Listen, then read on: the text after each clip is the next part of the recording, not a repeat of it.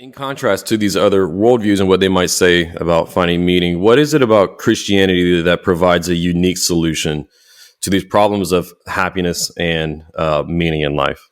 Right. Well, first of all, Christianity tells us that we have free will, and that means, and the other views I think leave us deterministic. And if I have freedom, then I actually am responsible for the things I do, and that means that if I choose to do things that are good and blessed to other people, then I have a sense in which I can feel good about that because I was the one who actually brought that about. I think another thing is that we were made, according to the scriptures, to live in community.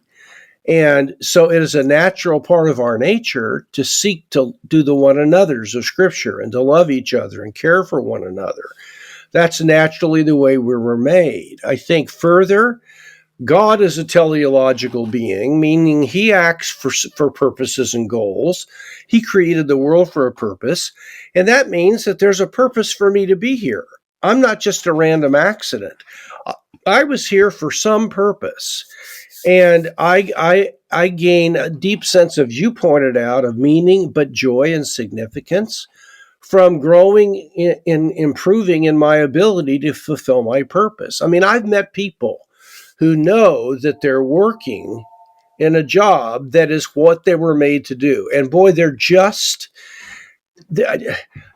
is such a congruence in their lives, but there are other people that know in their hearts they were made to do X, but they're stuck doing Y, and they're glad because they're at least providing food for their family, but there's a misery in there, and they want to be doing what they know they were made to do. The final thing is this, and this addresses a problem Immanuel Kant raised about what he called the summum bonum.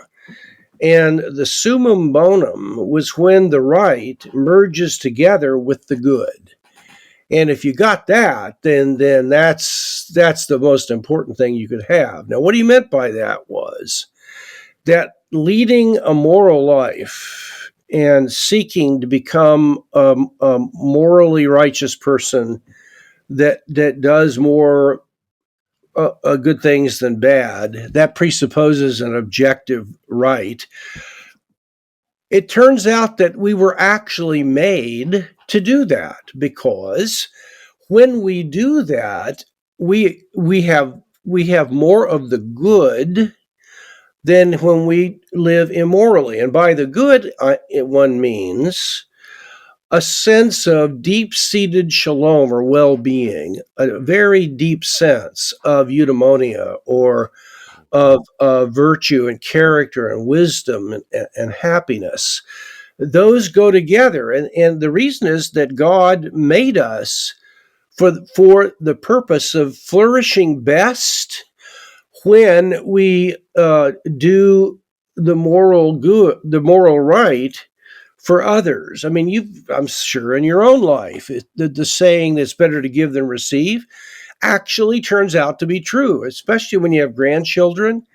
And, we just bought an iPod for my granddaughter, and all her friends had one, and it was expensive. We got her the nicest one we could get. Oh my gosh, she just about stood on her head. I mean, she must have kissed me 12 times the rest of the evening. And the joy in my heart of seeing that little gal just being thrilled was so much greater than me opening presents on Christmas and getting a new pair of jeans or whatever. Not that I don't like that, but you get the point. So yeah. I think that all of these factors in Christian theism indicate that we were made for this. And so when we do what we're made to do, we experience a sort of shalom or pleasure or happiness that because we're being congruent with the way we were made and why we were put here. Other worldviews don't have that because there is no reason why we were put here. In the postmodern view or in naturalism, it's just one darn thing after another, as history is. And so it's not going anywhere.